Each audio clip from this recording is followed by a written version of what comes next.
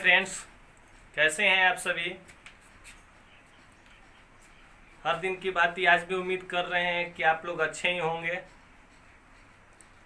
आज मैं फिर आपके बीच उपस्थित हुआ हूँ। आज मैं आपको केमिस्ट्री पढ़ाने जा रहा हूँ। पिछले वीडियो में हम अभिक्रिया के बारे में बता रहे थे और हमारा लास्ट अभिक्रिया था रेडॉक्स अभिक्रिया, जो ऑक्सीकरण और अवकरण अभिक्रिया का सम्मिलित रूप था।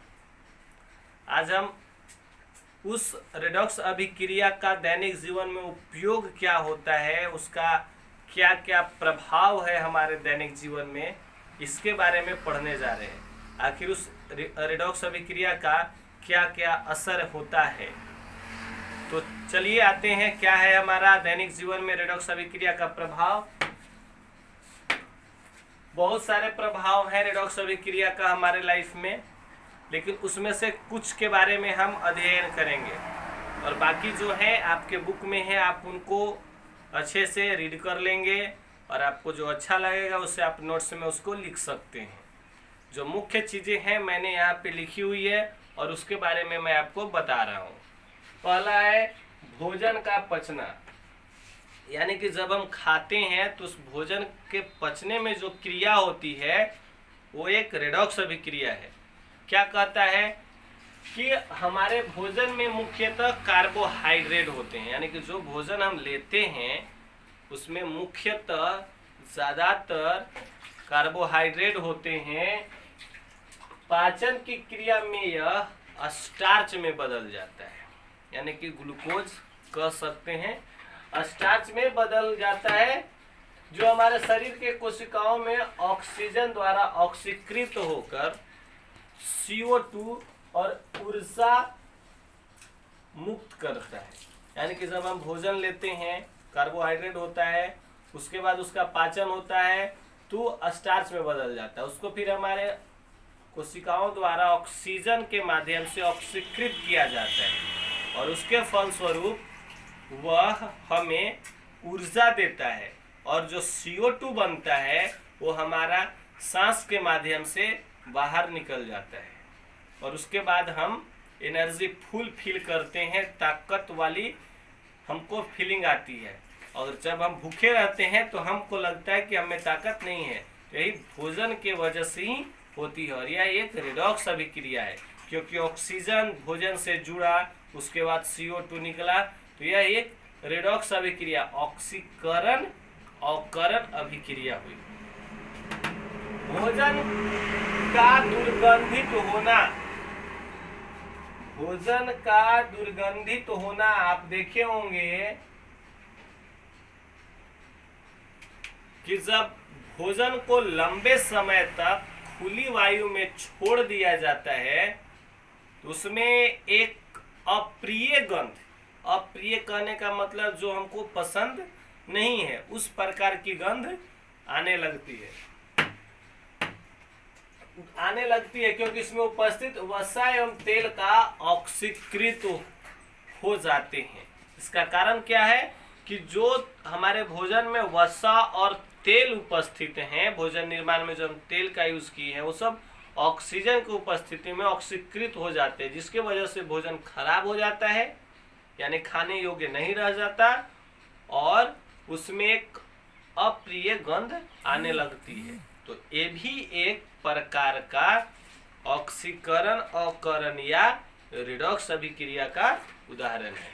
हमारा तीसरा है संक्षारण, जिसे दूसरी भाषा में जंग लगना भी कहते हैं। क्या है? संक्षारण प्रकृति में होने वाली रेडॉक्स अभिक्रिया है। जो रेडॉक्स अभिक्रिया है, कैसे रेडॉक्स अभिक्रिया है, यानी कि जो धातुएं होती हैं वो जब ऑक्सीजन से अभिक्रिया करके एक नया पदार्थ बनाता है, उसी को हम जंग कहते हैं, इस क्रिया को संक्षारण कहते हैं। तो यह एक प्रकार का प्रकृति में होने वाली क्या है, रेडॉक्स अभिक्रिया है।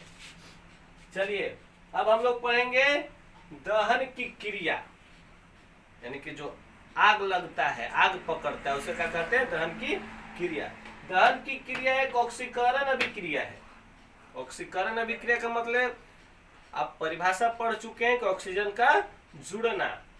तो दहन की जो क्रिया है वो एक ऑक्सीकरण अभिक्रिया है, जिसमें कोई पदार्थ जलकर ऊष्मा तथा CO2 मुक्त करता है। CO2 कहने का मतलब कार्बन डाइऑक्साइड गैस मुक्त करता है। तो यहाँ तक आपको समझ में आ गया होगा कि दहन जो है एक ऑक्सीकरण अभिक्रिया है। क्यों है? क्योंकि यह ऑक्सीजन से जुड़ता है और ऑक्सीजन से जुड़कर हमें ऊष्मा और CO2 प्रदान करता है। आगे हम दहन के बारे में पढ़ेंगे, क्योंकि दहन किसे कहते हैं, दहन क्या है, क्या परिभाषा है। दहन वह ऑक्सीकरण अभिक्रिया है, आप याद रखेंगे क्वेश्चन आता है कि दहन कैसे अभिक्रिया है, तो याद रखेंगे दहन एक ऑक्सीकरण अभिक्रिया है। दहन एक ऑक्सीकरण अभिक्रिया है जिसमें कोई पदार्थ जलकर, दहन की क्रिया में किसमें, तो जिसमें का मतलब दहन में जलकर ऊष्मा प्रकाश मुक्त करता है। क्या करता है? ऊष्मा एवं प्रकाश मुक्त करता है। दहन वह ऑक्सीकरण अभिक्रिया है जिसमें कोई पदार्थ जलकर ऊष्मा एवं प्रकाश उत्पन्न करता है। जैसे हम कार्बन को जलाते हैं, O2 अभिक्रिया कराने का मतलब है जलाना, तो क्या निकलेगा? CO2 ऊष्मा और प्रकाश निकलेगा, प्लस होगा हर जगह। CO2 प्लस ऊष्मा प्लस प्रकाश, लाइट निकलता है ना, दहन की क्रिया होती है, ऊष्मा हीट भी रिलीज होता है। SO प्लस O2 यानी कि हम सल्फर को भी जलाएंगे तो SO2 बनेगा, ऊष्मा निकलेगा, प्रकाश निकलेगा। यानी कोई भी चीज को जब हम जलाते हैं दहनशील पदार्थ को, तो हमें हर हाल में ऊष्मा और प्रकाश और एक अवांछनीय पदार्थ जो बच जाता है पदार्थ न का न्यू पदार्थ हमें प्राप्त होता है। आगे देखिए हमारा अगला टॉपिक है दहनशील पदार्थ या ज्वलनशील पदार्थ किसे कहते हैं। यानी कि दहनशील पदार्थ या ज्वलनशील पदार्थ क्या है, किसे कहते हैं दहनशील पदार्थ। क्या कहता है परिभाषा?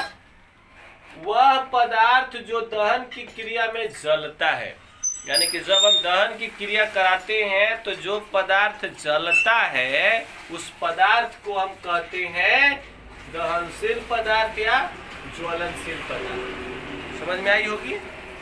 जिस पदार्थ को हम दहन की क्रिया में जलाते हैं यानी जो जलता है, उस पदार्थ को हम ज्वलनशील पदार्थ या दहनशील पदार्थ कहते हैं। जैसे लकड़ी, पेट्रोल, डीजल, किरोसिन, उपला, उपला का मतलब देहात में जिसे हम गोएठा कहते हैं, ये सब क्या है? दहनशील पदार्थ। अगला हमारा है अदहनशील पदार्थ। इसका विपरीत वह पदार्थ जो दहन की क्रिया में नहीं जलता है, यानी कि कुछ ऐसे भी पदार्थ है जिनके दहन की क्रिया नहीं होती है, उन्हें हम अज्वलनशील या अदहनशील पदार्थ कहते हैं। जैसे क्या?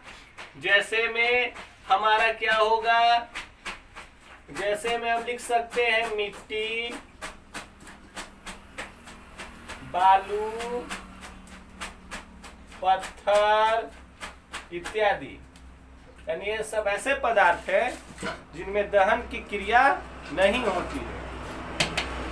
हमारा अगला टॉपिक है पोषक पदार्थ किसे कहते हैं। वैसे पदार्थ जो दहन की क्रिया में सहायता करते हैं, यानी कि अगर वो पदार्थ नहीं होंगे तो दहन की क्रिया नहीं होगी, तो वैसे पदार्थ को हम पोषक पदार्थ कहते हैं। वैसे पदार्थ जो दहन की क्रिया में सहायता करते हैं उन्हें पोषक पदार्थ कहते हैं। पोषक पदार्थ कौन है? तो आप याद रखेंगे दहन का पोषक पदार्थ ऑक्सीजन है। अगर ऑक्सीजन नहीं होगा तो कोई भी दहन की क्रिया नहीं होगी।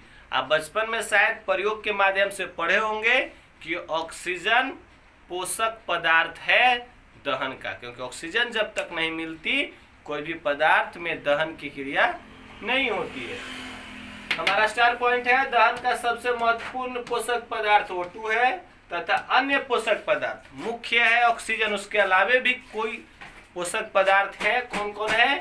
नाइट्रोजन, क्लोरीन इत्यादि। और गैसें भी हैं जिनमें पदार्थ जलते हैं, लेकिन मुख्य रूप से सभी पदार्थ ऑक्सीजन की उपस्थिति में दहन की क्रिया अवश्य करते हैं। वैसे पदार्थ जो दहन की क्रिया में सहायता नहीं करते हैं, कुछ ऐसे भी तो पदार्थ होंगे जो दहन की क्रिया में सहायता नहीं करते हैं, उन्हें अपोषक पदार्थ कहते हैं। जो नहीं सहायता करेगा अपोषक, जो सहायता करेगा वह पोषक पदार्थ। जैसे CO2 हम सभी जानते हैं, CO2 अपोषक पदार्थ है, दहन की क्रिया में सहायता नहीं करता बल्कि दहन की क्रिया को समाप्त कर देता है। अगला हमारा टॉपिक है दहन के लिए आवश्यक शर्तें। अगर हम दहन कराना चाहते हैं तो हमारा क्या क्या शर्त है। पहला, दहनशील पदार्थ की उपस्थिति, यानी कि सबसे पहले तो जो दहनशील पदार्थ है या ज्वलनशील पदार्थ है उसकी उपस्थिति आवश्यक है। दहन की क्रिया करने के लिए दहनशील पदार्थ की उपस्थिति आवश्यक है, क्योंकि दहन की क्रिया में दहनशील पदार्थ ही जलते हैं। यानी कि अगर हम दहन की क्रिया कराना चाहते हैं तो दहनशील पदार्थ की उपस्थिति आवश्यक है, क्योंकि दहनशील पदार्थ ही जलते हैं। दूसरा है दहन का पोषक पदार्थ की उपस्थिति, यानी कि जो दहन की क्रिया कराना चाहते हैं तो उसका जो पोषक पदार्थ है उसकी उपस्थिति आवश्यक है, क्योंकि अगर पोषक पदार्थ नहीं होगा तो दहन की क्रिया नहीं होगी। क्या कहता है, किसी भी पदार्थ को दहन की क्रिया कराने के लिए उसके पोषक पदार्थ अर्थात ऑक्सीजन की उपस्थिति आवश्यक है, पोषक पदार्थ का होना आवश्यक है।